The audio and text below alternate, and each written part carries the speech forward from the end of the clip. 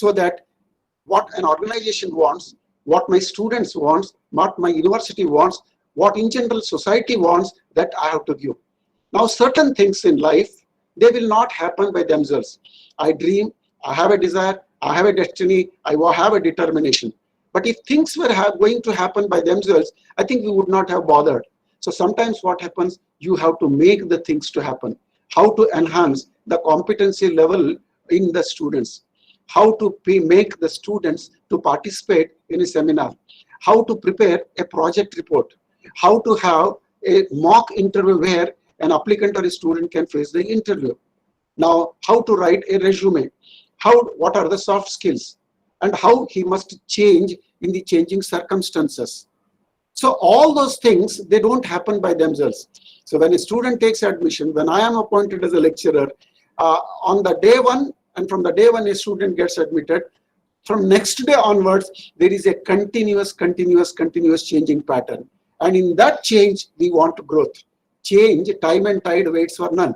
But what may happen tomorrow, we must see to that it must happen tomorrow. What may happen after 4 semesters when a student goes out of the campus, will he be a fit product? Will he be an acceptable? For that, we have to prepare. So it's one coinage that things won't happen by themselves. We have to make the things to happen. We in the sense for our. Sometimes if the absentia or the dilution of the V factor in making the things to happen, I myself should try to make the things to happen. And that's the reason why we have to think out of the box. We have to go beyond syllabus. We have to go beyond the framework. Now, it's often said, what is the difference between man and a machine? It is said that man is a learning machine. Now, actually speaking, etymologically, he is not at all a machine. In the sense, he is a human being. He has a heart. He has an aspiration. He has a soul. He wants to be a careerist. He wants to grow. So this tendency to reach the pinnacle in one's own vocation, in one's own profession, to be at the highest level is but natural, But whenever I err, whenever I commit some mistakes, whenever I deviate from the mainstream, whenever my behavior becomes a deviant behavior, whenever I don't conform to the norms, under such circumstances, what happens? I rectify myself. I change my attitude. I change myself in my viewpoint. So that's why I learn to adjust with the new circumstances. I learn to switch on to the new system. It was this learning machine, or what we call it as I learn, unlearn, relearn. Now, learning, unlearning, relearning is a process of continuity because there is a change, I'm reminded of a statement of Charles Darwin. I think many of you will know when we were a school student going, Darwin's theory was said. Darwin gave the evolution theory. Now, evolution is one-sided. He believed, but many of the theologians, many of the people who were intellectuals during that time, they did not accept. But all said and done, Darwin gave a theory of organic evolution. Now, in that he mentions that the life on this earth came into existence with a unicellular animal, and on the peak is Homo sapien. So this vertical growth or a development or division and leading to one is Homo sapien. Homo sapien literally means wise man. He has a thinking, he has a reasoning, he has a logic, he is rational. And above all, it is only the human beings who have an intrinsic capacity to question why. Now, in all the educational system for that matter, the central core is this why. Now, if we develop that attitude of asking a question or trying to know much more better than what he knows, I think we are heading towards a healthy society, more civilized society. Now, when Darwin gave this theory, he quoted some other things which we are not mentioning. He says, it is not the intelligent nor the strongest species that will survive. It is only those species who change and adjust with the changing circumstances, they alone will live. I repeat again, it was Charles Darwin in his book Origin of Species, he said, how to adjust, how to accommodate, how to bring changes intrinsically, how to adjust with the natural environment. We have two types of environment. One is natural environment, that is, we call it as a geographic determinism. Another one is a social environment, which is governed by the corporation, corporate, or institution where I'm working. If I'm working in State Bank of India, after a few years I quit and then join a private bank, the environmental factors, working conditions are sometimes totally different, though both of them are banking institutions. So friends, it is from this point of view, I have to, what we call it, is a change. He said, which species, who will be more acceptable, more perennial, can be in the market or in the field for a longer period of time. He says, not only the intelligent may not, nor the strongest muscle power may not, but only those species who change and adjust with the circumstances, they will change. So if we dissect this Darwin's theory, we come to a conclusion that the inference of telling this Darwin's theory is change before change. You cannot change with the change, nor you can change when once the change has taken place. I wish to repeat again, we have to change before the change. We cannot change with the change, nor you can change when the change has taken place. What is this change? Change is a reformative attitude. Change is a change in attitude, change in the degree of morale, change in my outlook, change in my efforts, change in my desires, and change in my ambitions. So, but it was here that Swami Vivekananda, who gave a different concept of same Darwin's theory. If Darwin's theory said Darwin's origin of evolution, Vivekananda referred to it as a theory of expansion. Now, this expansion is not actually horizontally expansion in terms of knowledge, expansion in terms of wisdom, expansion in terms of competency, expansion in terms of transaction, expansion in terms of my intellectual caliber, expansion in terms of being an acceptable teacher. All teachers wish to be successful teacher, but generally what I believe is a utility-centered teacher, and that is why we want expand. Expansion means horizon, going across the limits. And from this concept, the theories that the science management, scientific management, or bureaucracy, or for that matter, division of labor, they could not answer to certain questions. Why an employee is behaving like this? Why Mr. X was very efficient, very productive initially in the period, but after sometimes in the parabola, his performance level has come down. Now the question comes, when an employee's performance, when an employee's effectiveness, when a teacher's output is on the lower side of his track record, if we leave it, it may come down. But it is necessary for the institution to monitor. And it is here in the process of monitoring, we use a certain factor that is called as a motivation. Now, motivation is generally is exclusively meant for the human entity of an organization. We have men, that is men and women, material, machinery, and men, which have been taught in the initial, like a first standard of commerce education. Now, out of these 4 M's, all the M's are important. There was a stage where money was important, material was important, machine was important. So, okay, but today, once human beings, involvement is more important. So, from that point of view, out of 4 M's, it is only 1 M, it needs motivation, it notes motivation. Now, Maslow gave an example of motivation, theory of motivation. McGregor gave the theory of motivation. Herzberg gave the theory of motivation. I'm not going to be in detail. From physiological needs to pyramid of human needs, Maslow said. And upper 2 levels, top 2 are for the executives, lower 3 are from the skilled laborer, blue-collar employee. McGregor said the attitude of the head of the institution, especially theory of X and theory of Y. Few people say that subordinates, they are not working properly, and it is but for me to adopt to certain methods, which we call it as a negative motivation. Herzberg asked at random 2 questions. Why do you like your job, or why do you love your job, and why you don't love your job? It does not mean that I hate my job. Hating is different dimension, but not loving. So for this, they gave different answers. Now they categorized. It is Herzberg's content. This theory gives you the variable as to why a person admires or adores his job, why a person generally develops a distance with the job. So these three theories, they gave what motivation theory.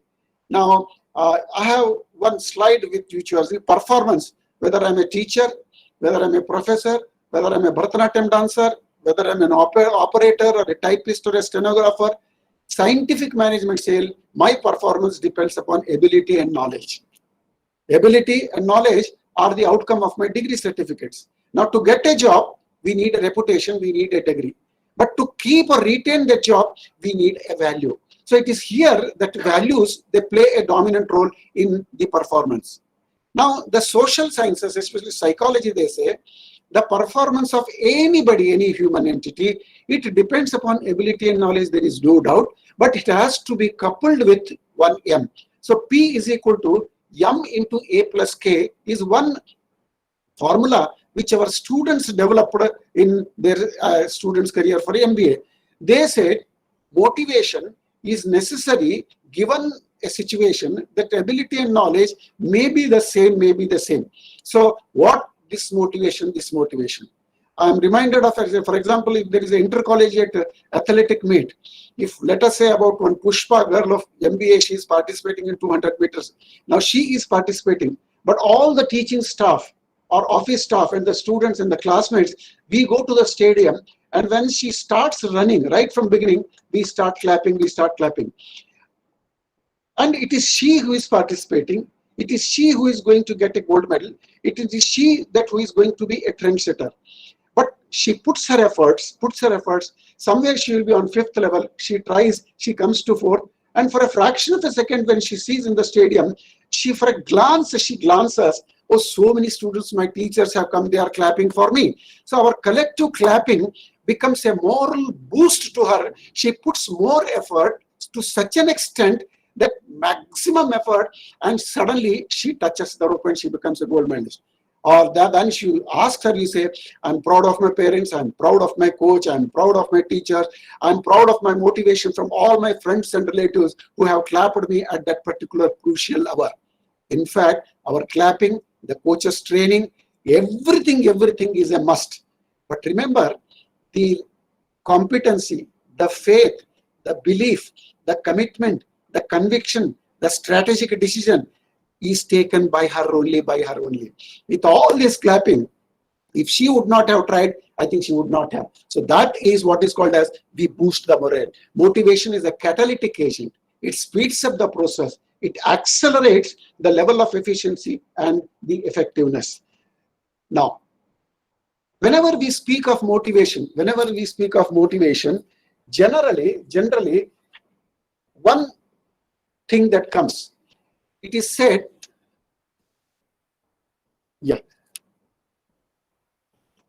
So when we are dealing with human beings, one thing that comes is thought.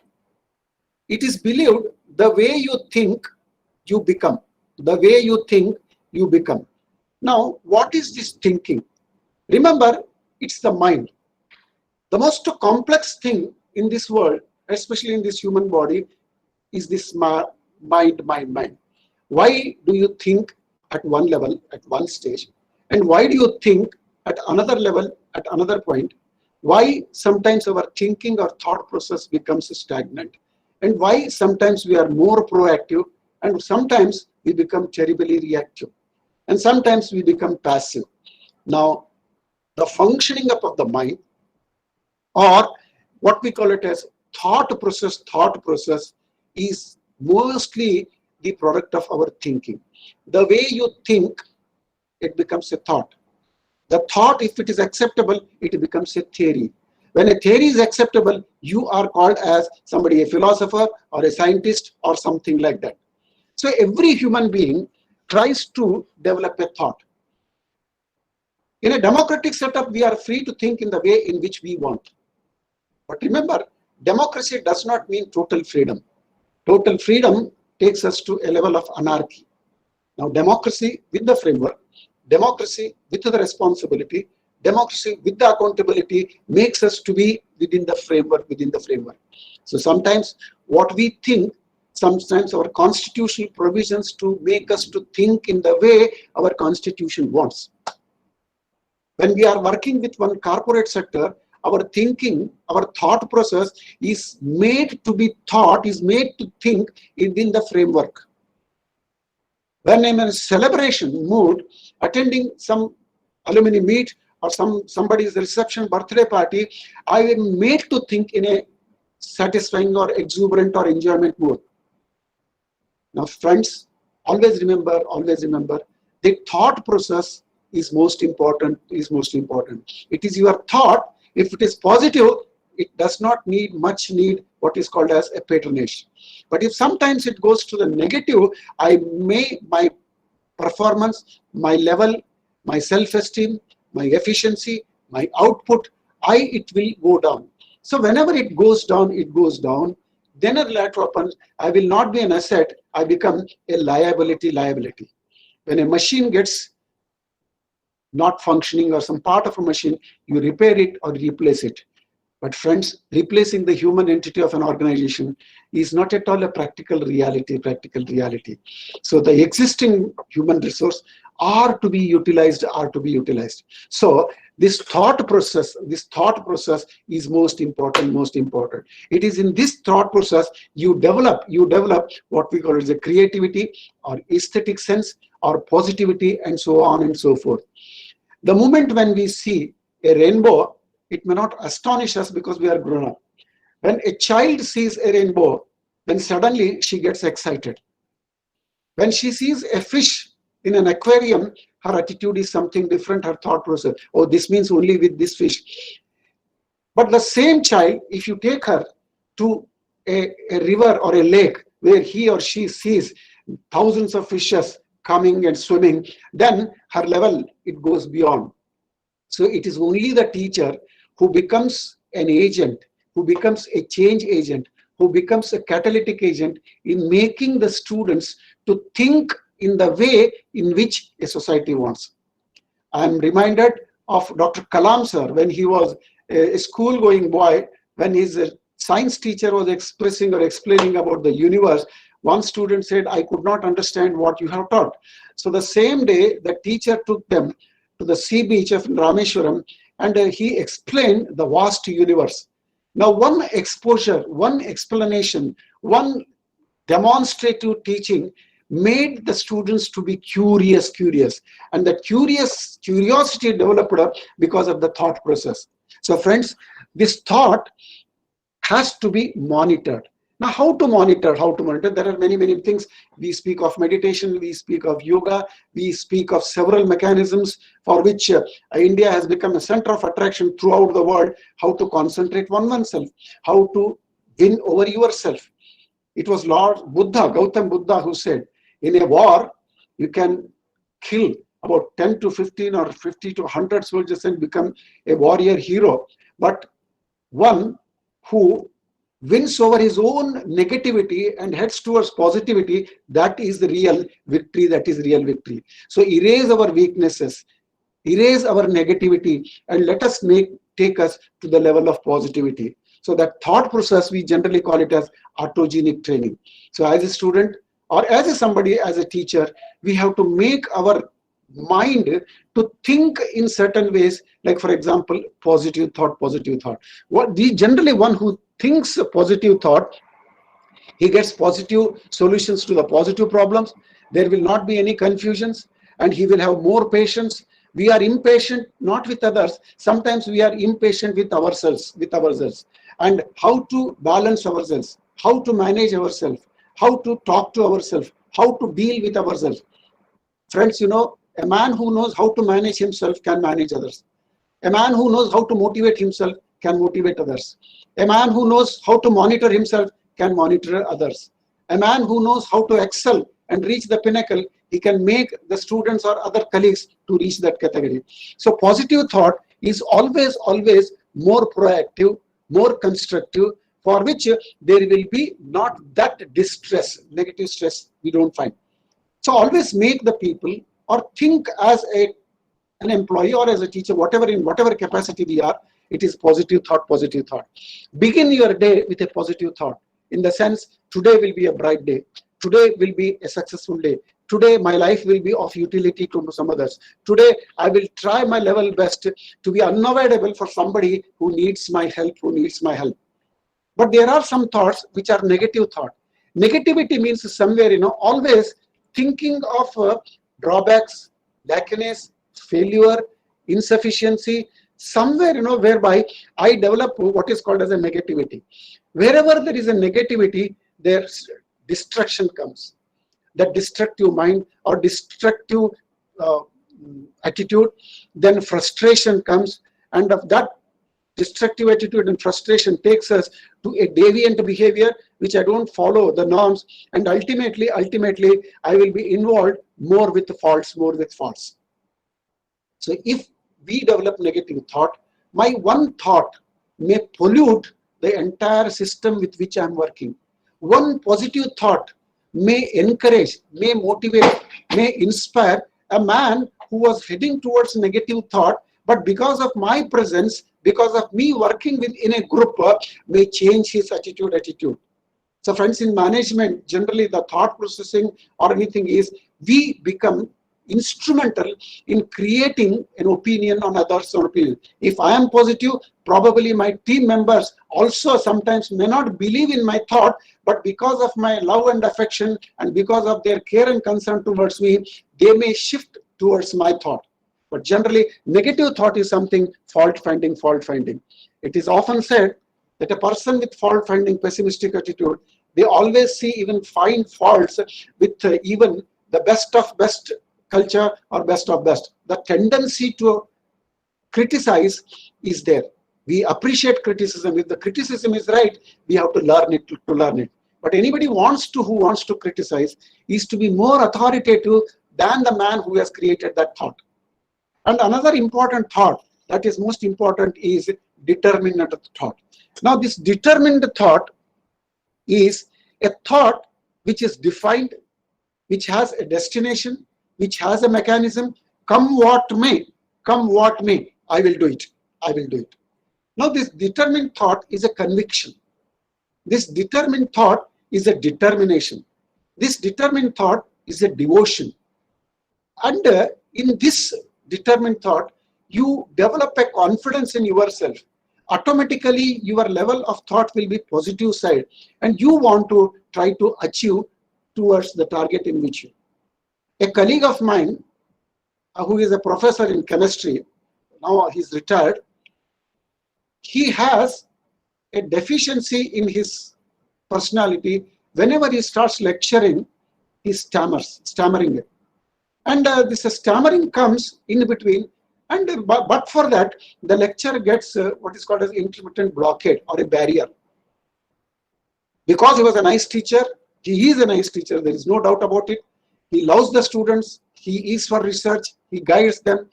And the students also, they never thought that the stammering is a negativity in my teacher. They said it is the speciality of my teacher or the distinctness of my teacher. But he was a very good singer also. In the classroom when he used to teach, initially that used to cripple, but afterwards when he used to go in the highest mood of total involvement, that used to come down. And he was a very good singer. And when he used to sing, we never used to see the stammering at all. The reason being, probably it is a determined thought, or maybe the mindset that now that I am. There are few people who wanted to become orator. I think including me, including my friends, including all the professors here, the day one when we entered into a classroom with a chalk piece and a duster to teach a cluster of students, total shivering, total sweat, because nervousness, because I don't have confidence in myself, because they are all strangers, they don't know me, I don't know them.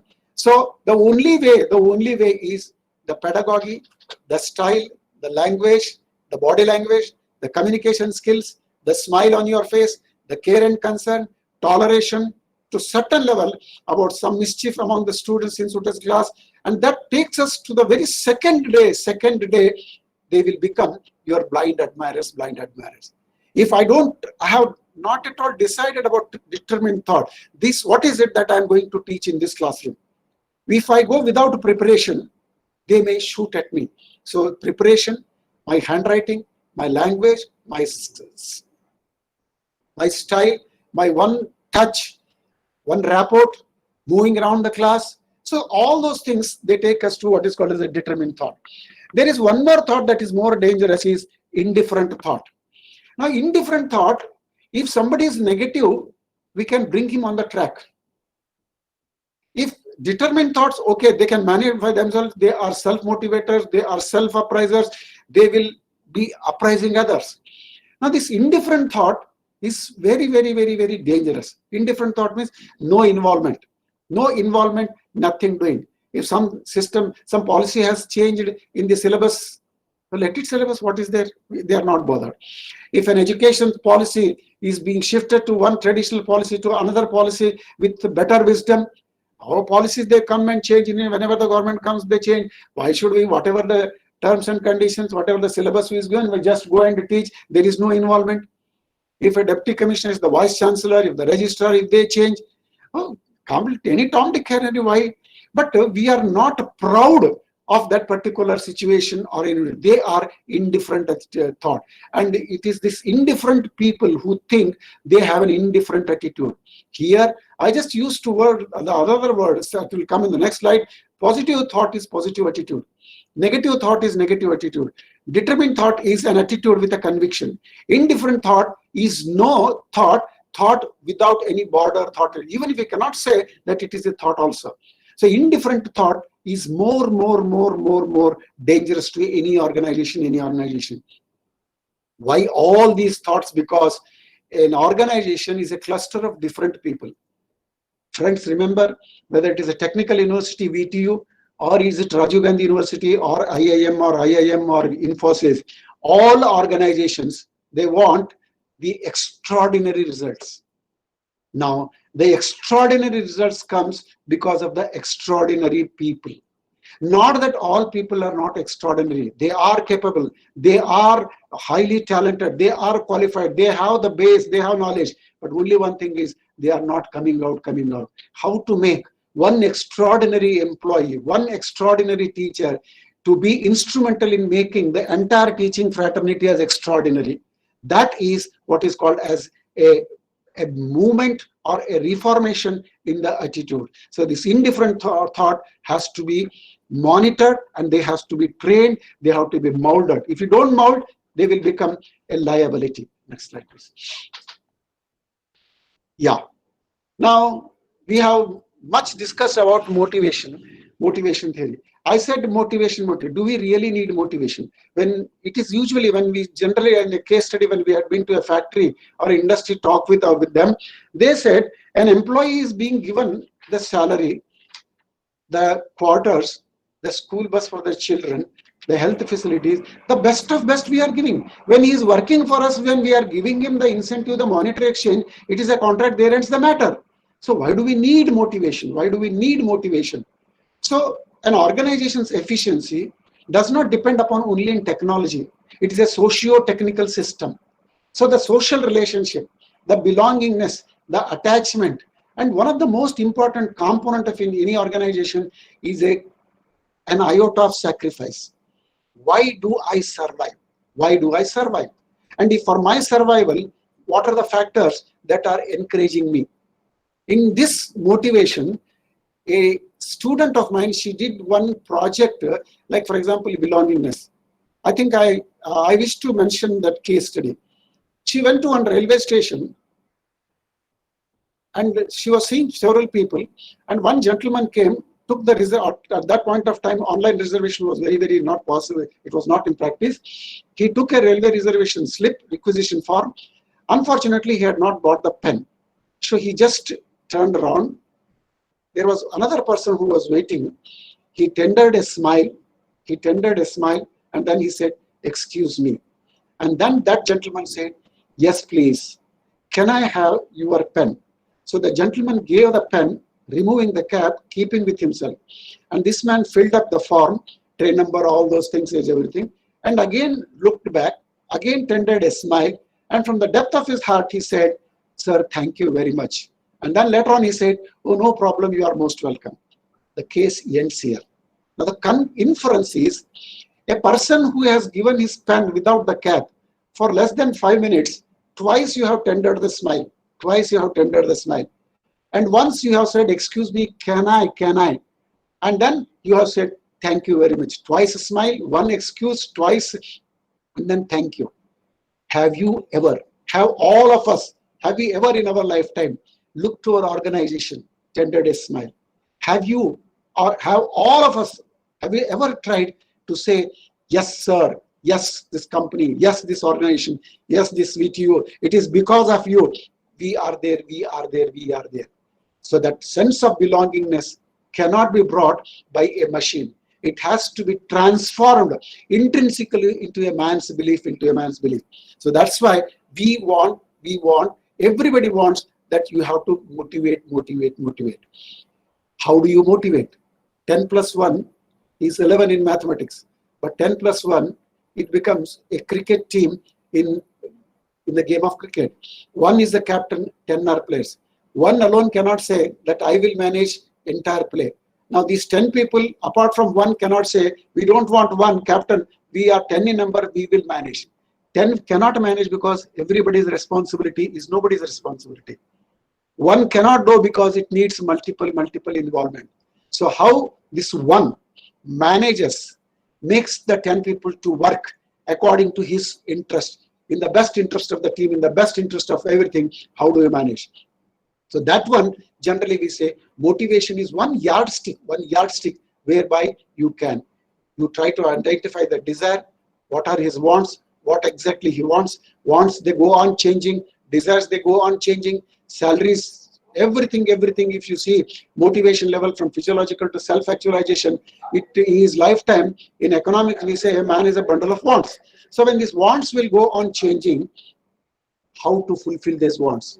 And fulfilling wants, the subordinates, becomes important. And it is in army, 1 pat by the captain, 1 pat by the sergeant, 1 pat by the leader. Yes, we can do. They will develop an idea that we will do. And in the same way, we had been to one servicing station. The owner, I don't want to name him, about 10 to 15 buses came in the morning, and we wanted to see how these private bus services are working. So we went and asked owner's name, where is he? We want to meet him. And there was one man who was working under the bus. He was repairing something. And that man said, you please go and wait in the reception room. He will come. After 5 to 10 minutes, the same man came with his shirts on, and he said, come on, tell me, I'm the owner of this company. Then I said, why are you repairing, sir, when so many people are working? No, I must become a role model for my followers, for my subordinates. If myself don't work, I have no right to say you work. I must practice, I must preach, and these 2 P's should be on the same frequency. If I preach certain things which I don't practice, people may not follow me. If I practice and then don't preach, how many of us, they will be monitoring me always? Out of 10, 1 may see me and see he may be inspired. So what I personally practice, I must preach. So from that point of view, it is only the demonstrative level. It is your personal life. It is the personal life of a teacher is more important than what he teaches in the classroom. We don't teach a subject, we teach to a student. So according to that particular point of view, motivation is necessary. One word of praise. Now, for example, the Indian tendency is, if your daughter, or supposing in your family, your sister's or your brother's daughter, she comes to the house with a progress card saying, Mom, I got 98 out of 100. Then generally we have to praise her, and the child wants that we should praise her. But generally we as Indian parents, we don't praise for 98. We say, there are another 2 marks. Why you did not score 100? Now this, looking to the child, she has put in the effort for 98, but we don't praise. From next time onwards, the child becomes disillusioned. She says, oh, after all is said and done, I have repeated, but they are not praising. But if you have to wear American or European society, even for 60%, honey, it is excellent. When I was of your age in that class, I had scored only 50. I am proud of you. Now that one word of praise, one word of recognition, one word of pat, one word of taking you at a higher level makes my morale at a higher level, and I am ready to sacrifice my life for the cause of the organization.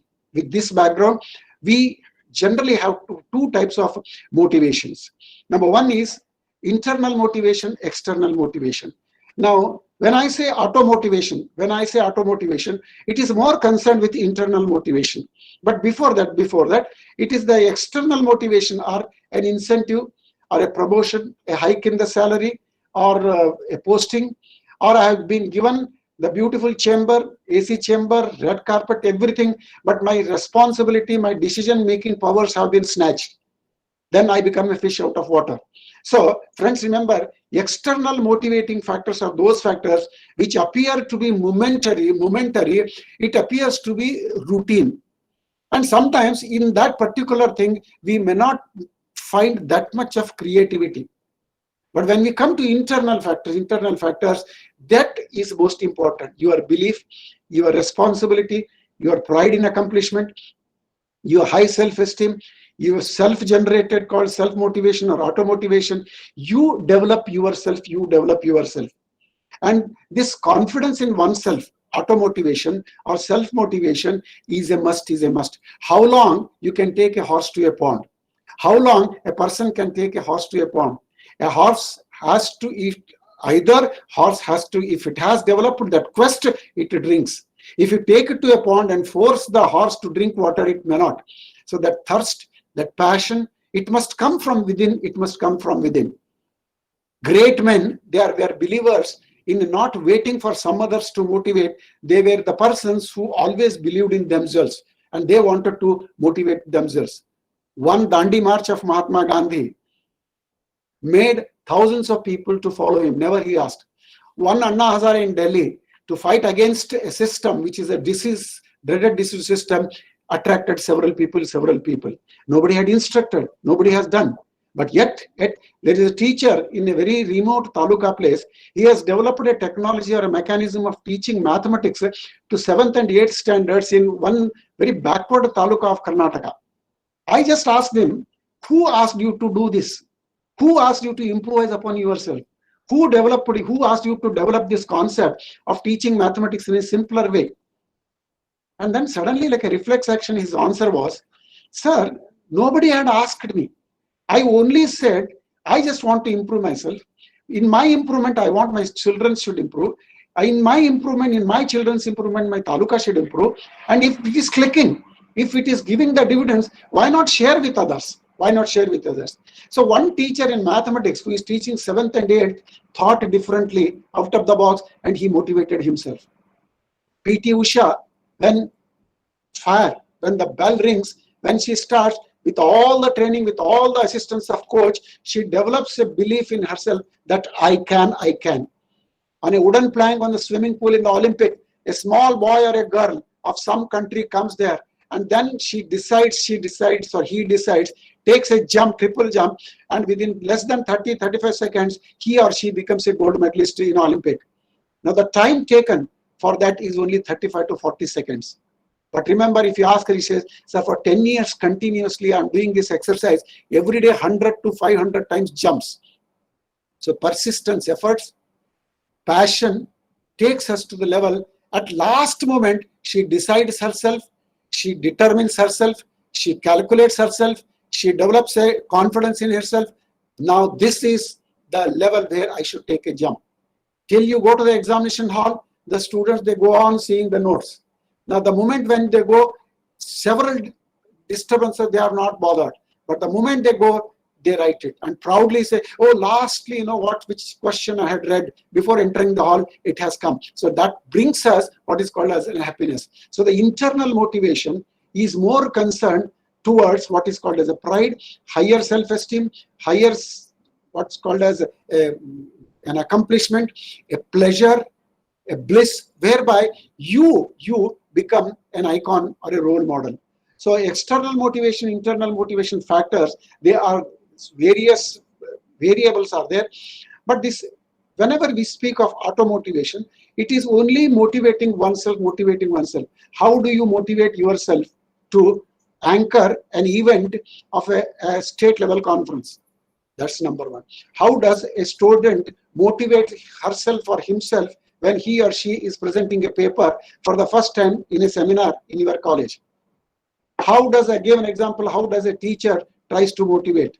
Now, friends, this auto motivation or self-motivation, they don't wait for others to pat, they pat themselves.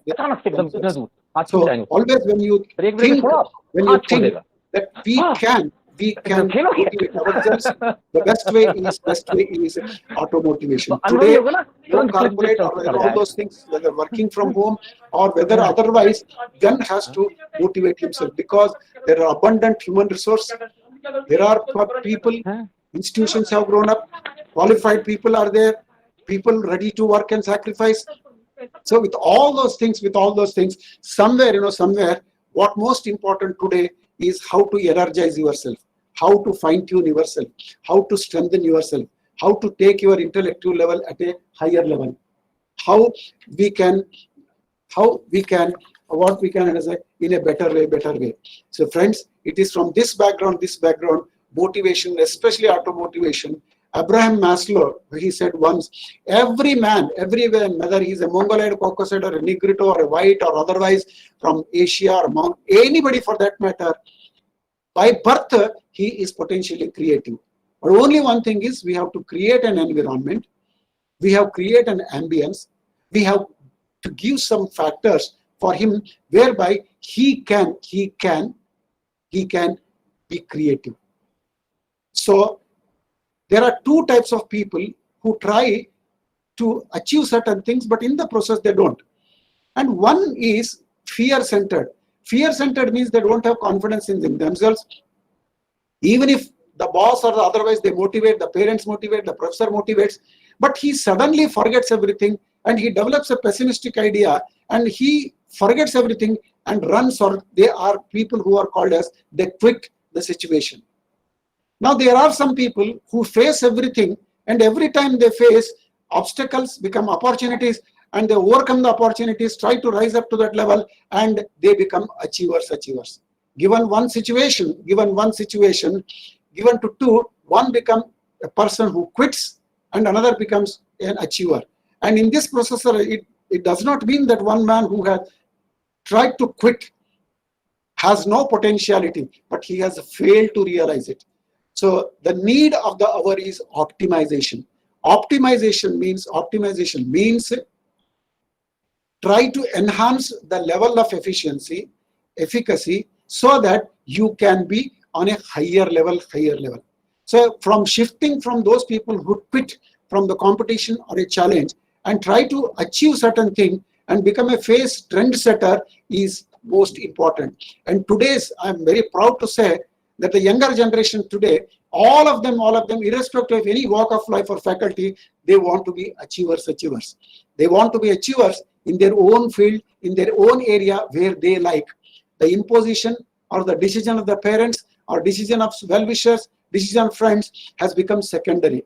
So a student tries to motivate himself, tries to gauge himself, tries to get himself motivated. When he sees an army officer, he gets an impression that one day after my engineering, let me join army in a short service commission.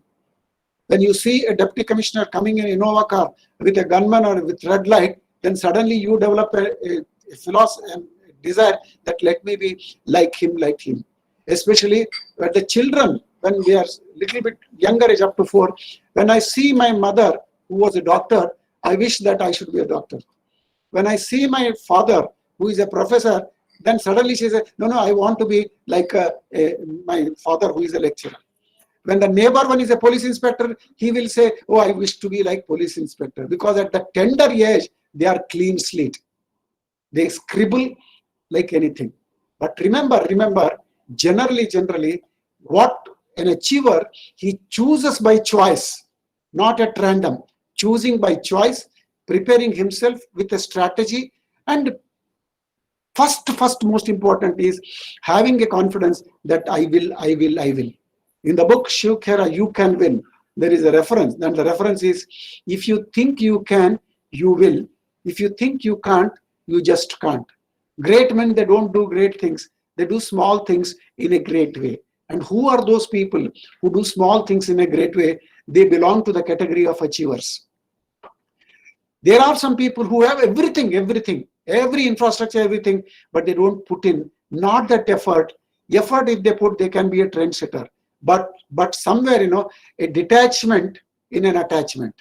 A motivation gets you, erases detachment and develops an attachment. And for this attachment with the goal, with your job, with your organization, with your concern, with your fellow feelings, with your peer group, or with your boss, we need what is called as an attachment. And this attachment cannot be with a chain, a human chain. And that human chain is a relationship. That relationship which is reciprocal, that relation which has an empathy, that relationship which has a sympathy, that relation which can praise, that relation which can recognize. Those relations, they play a dominant role in motivating. Not all people can motivate all. I don't know how many of you have heard. I think the senior most professors here in this virtual interaction, when Lal Bahadur Shastri was the prime minister during the wartime, there was a scarcity of food. So what to do? So then Lal Bahadur Shastri was known for one thing, Jai Jawan, Jai Kisan. Then he pleaded, and youngsters like him, if they can go to their respective houses and talk to their grandparents or parents, they will say. So Shastri gave a call because there was a scarcity of food at that point of time during wartime. How to transport the food materials to the borders to save our army Jawans. So he gave a call. And what was the call is, my request to all the citizens of this great country known for sacrifice is, on Monday night, please skip your dinner. If the entire population, we are second in the world, if we skip one dinner every week on Monday, we are saving so much of food. And that much of food is sufficient to require or to monitor or look after our Jawans. So friends, and by one call of Lal Bahadur Shastri, believe it or not, even the restaurants, even the hotels on Monday evening, they were closed. Now the question is, if I or any Tom, Dick and Harry close down your hotel, skip one meal, skip one breakfast, skip bed tea, no one will listen to us. Why only the entire country did bow to Lal Bahadur Shastri? Because he was dwarf, but his height was so much that he was more than Himalaya. So why the entire population, entire Indians, they committed to his cause? Because he was for a cause, not applause. He never wanted to impress, he wanted to express. His expression and the cause itself made the nation to follow him. So friends, it is with this background, I just want to come to some concluding portion. It is said very beautifully. I was reading one magazine which is more of a Ramakrishna cult. He says, let a man lift himself by himself. Let him not degrade himself, for the self alone is a friend of the self, and self alone is the enemy of the self. I repeat, this is a very beautiful quotation which I have come in contact. Let a man lift himself by himself. But remember, there is no lift or elevator to success. There is only staircase. So in the same way, for me, I don't need any lift or elevator. I need my own inner conscience. I need my internal motivation. I need my strength. The parent support, the friend support, the government, all those things become secondary. But the primary is that I must have a conviction that I can lift myself by myself. Let a man lift himself by himself. Let him not degrade himself. Oh, I am not in a position. I am weak in mathematics. I cannot click IAS examination. I cannot clear MTech interviews. I cannot clear a NEET examination. All those things, they are pessimistic. Let him not, because he himself draws that he is not competent. Because self alone is a friend and self alone is the enemy. My friend is myself and my enemy is myself. And it is in me, there are two attitudes, two thought processes. Which thought process overtakes the other, that is more important. If a positive thought suppresses the negative thought, and then he becomes my friend. And if the positive thought goes down, if the negative thought comes up, attitude, then I think enemy become, it may destroy me, it may spoil me, but it clicks. So friend, only one thing, think of yourself that you can. Now another most important, it is from Upanishad saying, in the sense, there is a word, we call it as in Sanskrit, Shreya. Shreya is excellence. Shreya means pinnacle. In any walk of life, as a student, as a teacher, as a potter, as a carpenter, as an operator, as a programmer, as a minister, as a prime minister, as a chief minister, as a vice chancellor, as a chancellor, take any example for that matter, the mission should be towards the pinnacle, that is excellence, excellence, excellence. And if you don't try for it, they say it is much more a heinous crime, more heinous than the suicide. He who brings himself down, instead of raising his personality, is committing a suicide. Now, this is a word suicide, if you see, is something, it's a dreaded disease where the intellectuals, highly learned, highly earning, highly intellectuals, personal happiness, everything, but there are few people who are committing this suicide. Why? A student who fails in SSLC or who fails in PUC commits suicide because she could not. A friend of mine gave an example of a girl student from PUC. She wanted some CET ranking in engineering below 500 so that, or I'm sorry, above 500 or 250 so that she can get a electronics field. She got 1000 ranking and that's why she committed suicide. Now, is a suicide a solution for the younger generation? Or is a suicide a solution for those people who are committing a suicide? Especially with the hats off to all the farmers who are sacrificing their personal comforts to provide food and butter and ration. But when they commit suicide, it's really a horrible, the most unhealthiest society where we are not stopping. So friends, under this question of improvising oneself, sensitizing oneself, fine-tuning oneself, energizing oneself, is this. What is that? He who brings himself down instead of raising his personality. What is a personality? Personality is a multiple index. It is not that the physical personality. The physical personality of Shastri was very dwarf. The weakest, the meekest personality was one personality. If you give him a chalk piece or a color pencil, within less than 60 seconds, they will draw a picture and the entire world will say, this is Gandhi's picture or a cartoon. But his personality was such a great, that the entire world recognizes. Every time the Nobel Peace Prize comes, the committee sits, one question comes, why not Gandhi? Why not Gandhi? Remember, in one of the interview to Times of India, a committee member in Mumbai, she said, by not considering Gandhi for Nobel Prize has developed a doubt or an iota of doubt in the committee. But not getting the Nobel Prize has not at all diluted Mahatma Gandhi's personality. And this personality is what I am, not what I am, what others feel about me, how best I can intellectually influence upon it. As a teacher, my personality should be my communication skills, my transactional skills, my body language, my smile, my touch, my handwriting, my personal care.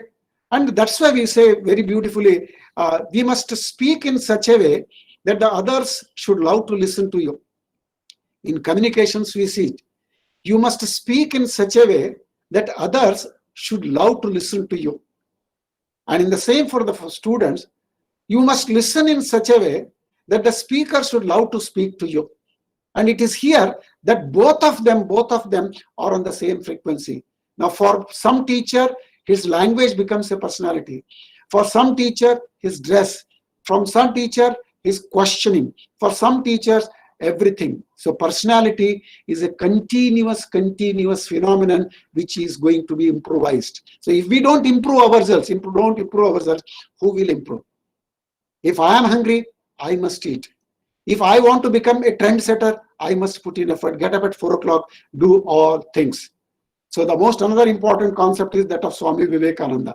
He says, the history of the world is the history of few who had faith in themselves. When you lose faith, when you lose faith in yourself, you begin to die. And that is a statement of Vivekananda. So when Vivekananda went to Chicago, everybody used one sentence, ladies and gentlemen, and this monk used one word. All of you are aware. my dear brothers and sisters. Shifting from one nomenclature accepted and previously addressed, shifted to another one that clicked. With all hardships, with the meager economy, meager monetary, he went. Because he was the one man who had a faith in himself, faith in himself. At one time he says, a man who may not have faith in the existence of God, but if you don't have faith in yourself, if you have faith in yourself, you may not, he doesn't need to have a faith in God, but you are more orthodox than those people who believe in that. So that faith is important. I wish to give one example. C.N.R. Rao, when he goes to the bed, Bharat Ratna scientist, when even in his sleep, he coins the sentences. He utters certain sentences. He derives some formula even in the subconscious. The reason is, even in sleep subconscious, C.N.R. Rao is thinking, deliberating about his research. And he has written a very beautiful book, Ladderless Leadership to the Excellence. There is no ladder, but you can reach the excellence. So the C.N.R. Rao, when he was going in his sleep, he was scribbling something in his mind. His wife noted down, and in the morning she gave that, is it the problem? Is it the solution to this problem yesterday you were talking about? Then suddenly he said, yes. How did you know? Then she said, no, I have not derived it. When you were sleeping yesterday in the night about 10 o'clock, you were coining, you were framing, you were talking something about certain formula which I just scribbled. So round the clock, he's more bothered, he is involved, having a confidence in himself that he never wanted that the people should recognize me with Bharat Ratna. They never worked for recognition, they worked for their satisfaction. And sports personalities, Anand in chess, Sachin Tendulkar, master batsman. In Karnataka, we have Rahul Dravid, Kapil Dev, or Dhoni, or for example, Sania Mirza. Take any sports personalities of our country, they are the greatest of greats. They have come to that level because they had faith in themselves. They were confident that they will.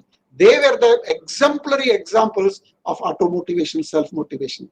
One service on a lawn tennis court she decides, this will click. Either in shuttle, this will click. Or even in carom, when you are playing in a staff room, if you hit with the striker, you are sure that I'm hitting this, but in turn that will hit, and that will be winning on this game. So that linkage development is you decide. Before playing the carom, before striking, you develop a confidence that if I do like this, I will get like this. So teachers are considered to be those people who are the firm believers in auto-motivation or self-motivation. If we don't motivate ourselves, who will motivate? A teacher gets motivated himself, not in his excellence. My post-graduation percentage may be only 56. But if my student gets about distinction to the university, if he becomes a gold medalist, I will be the most happiest because my student has got. So it is the teacher also, sometimes they develop what is called as a motivation in themselves. So a student of mine, when we were inquiring him about what motivates, somebody said this, somebody said that. A survey has revealed that majority of the students, they say, why do you want a job? Because you want salary, good perks, better side. And there are few people, especially in the present day world, they are quitting the highly paid salaries, highly paid reputed corporate worlds, and they are starting and doing certain things which their mind wants, which their intention internally they want. They are shifting to agriculture, they are going to pottery, they are going to painting. There is one MTech, worked with some multinational companies. Now he is teaching mathematics in a primary school in our city. I just asked him, sir, there I used to get round the clock working, even up to night 10 o'clock. I used to get huge amount, but I was not happy. I was almost like a slave. So sometimes what happens, there are different inspiring factors. So I just asked some for some money, some position, some recognition. Very peculiar. One student, he asked, sir, whenever I get disgusted, I go to the bookstall or the library. When I go to the bookstall, I enjoy the fragrance of the new books. Whenever he enjoys the fragrance of or this type of smell, gets attracted, and he used to get energized himself, and he used to start reading and preparing for the examination. That was his desire. That was it which tries to motivate him. So in a way, what motivates you? what motivates you, you have to decide. And whether to be a quit the game or whether you want to be a trendsetter, you have to decide. Even in boxing, when you fall down out because of profuse bleeding or because of pain, the referee will not say somebody has won. When you fall down, he will never declare. He will give you a signal once, thrice. When you again bounce back, you will fight by one. So at times of situations like in a boxing, we may fall down. There may be suffering, there may be blood, there may be profuse bleeding. But 1 minute, 1 minute's confidence in oneself, motivating himself, with all this suffering, still I can hit him. So they will bounce back and they become a winner. So friends, it is that which makes you to think about yourself, motivate yourself. When you are in a masses, when you are in a public, when you are in the crowd, you have to maintain your identity. But that one thing where if you are alone, if you have developed a type of creative solitude means to be with oneself, When we are with oneself, when we talk to ourselves, when we try to diagnose ourselves, we know much about the world, but we don't know much about ourselves. That's why it was Vivekananda, whom I adore. He said, every day, at least spend 20 minutes with yourself. Otherwise, you will be missing the most beautiful, the most creative creature on this earth. So, friends, the motivational level, today there is one level which is emerging, is creative solitude. What is this creative solitude? Creative means you can be creative when you are alone, debating about yourself, talking to yourself, introspecting yourself about my confidence. So solitude and loneliness are two variables. There is both are different. Now, generally, when you are disturbed, a student gets disturbed, and when his friend comes, hey, come on, we'll go to canteen or cafeteria coffee. He said, oh, I don't want to come, you go. You want to be alone? No, I don't want loneliness. I just want to be left alone. When she or he says, I want to be left alone, she wants to or he wants to decide certain things which she cannot decide with the advice or a counseling of others. So when you are alone, you can gauge yourself, you can value yourself, you can read yourself, you can monitor yourself, you can motivate yourself, you can think about yourself, where you have gone wrong, why you have gone wrong, what are the problems, to have a solutions for all those things. Today, the auto-motivation or self-motivation, the base for that is what is called as creative solitude. Now, loneliness and solitude are two words. There is a difference. Loneliness means the sufferings of being alone. Loneliness means the sufferings of being alone. That means if I'm infected with one dreaded disease, my wife, my children, my parents, they don't want to be with me. So I will be locked in a room, and they provide me twice food, a cup of tea, but everything, no contact, social contact, they don't come nearer to me. I am living, they are providing me everything, subsistence for me to live. But what I want, they are not giving, because there it is the pains of being alone. A criminal who is involved in a murder, who has been subjected to a decision that he should be hanged till death, he will be in a cell, isolated cell, alone. And that man is not having any bliss. That is a loneliness. So the loneliness is the pains of being alone. But solitude is the grace of being alone, So friends, always spend sometimes in solitude with yourself. You can have a living communion with the nature in the early morning. You can have a living communion with the forest when you go for outdoor. You can have a morning walk, beautiful morning walk, a communion with the nature sunrise.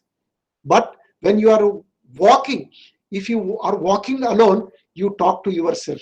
When you are walking in the morning walk with about 10, you never talk about yourself. All of them, they talk about each other or others.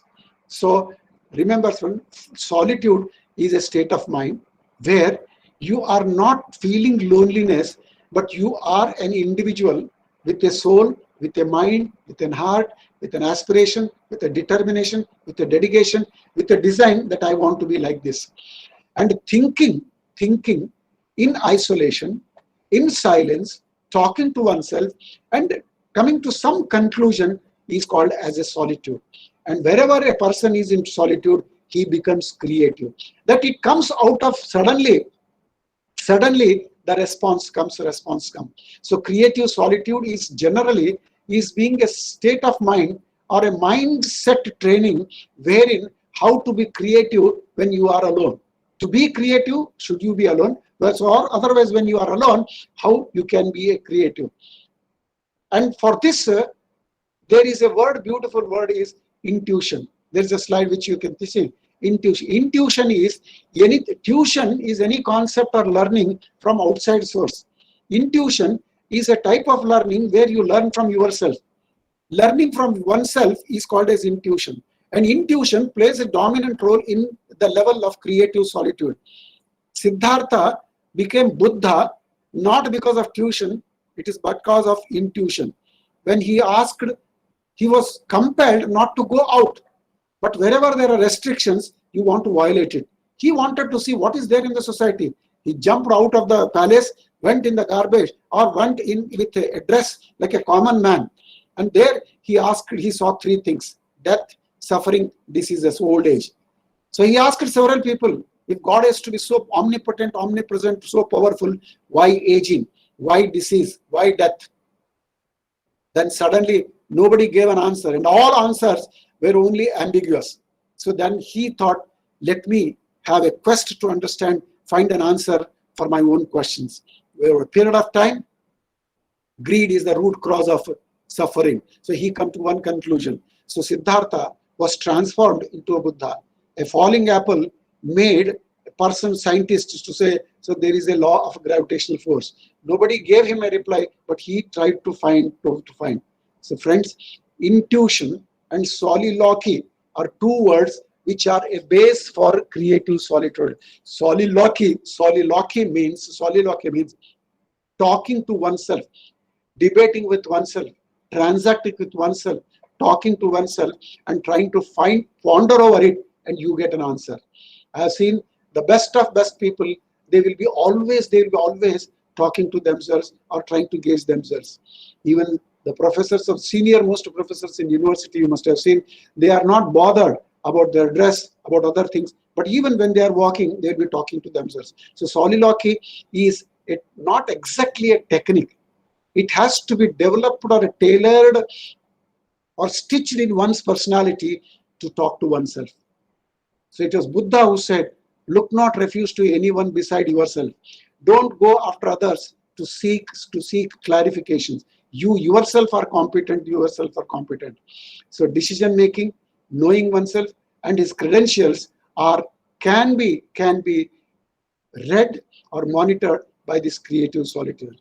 Whether it is clarity, whether it is creativity, whether it is temperament, whether it is patience with others, whether it is patience with oneself, all those things you can, especially those students or teachers who are involved in research, continuously pondering over the same thing. Suddenly a click comes at one time, and that time comes when he is alone.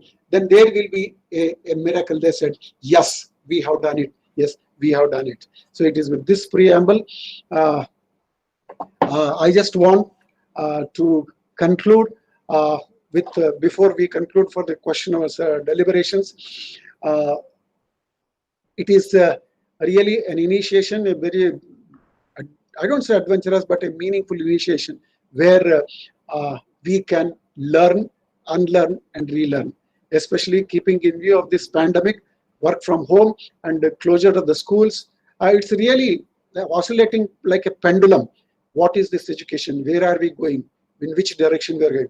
Whether this system or this climate will remain the same for a longer period of time.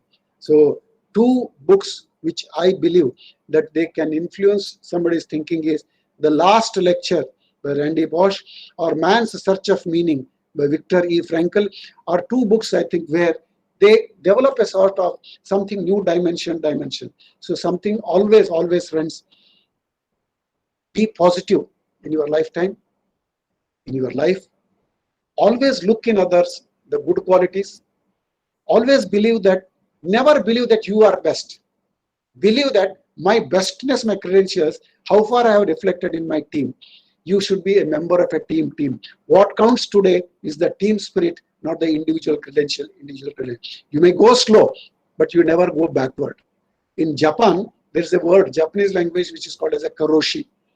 Karoshi for them means any death because of overwork, they feel that it's a privilege. And that's why Japan is Japan.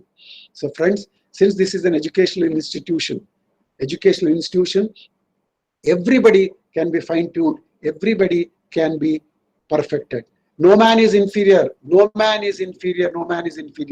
Everybody has the potentiality, but only one thing is optimize. So optimization comes in auto-motivation. I have to think that I have to optimize myself.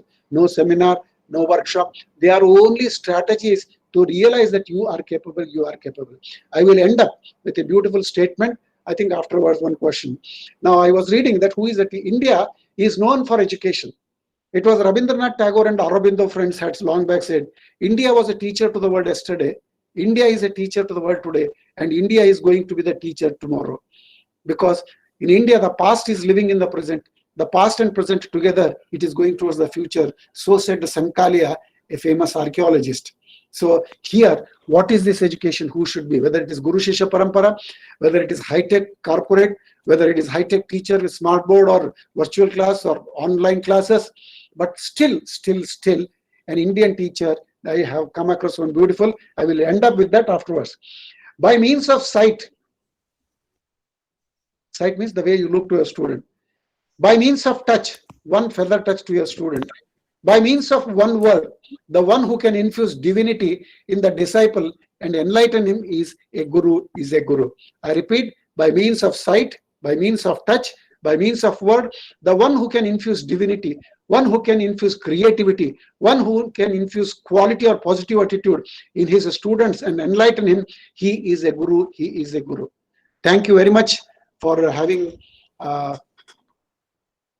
I am sure that you must have listened to me, and if anything where I can enrich myself, your suggestions in the form of questions are most welcome. Thank you.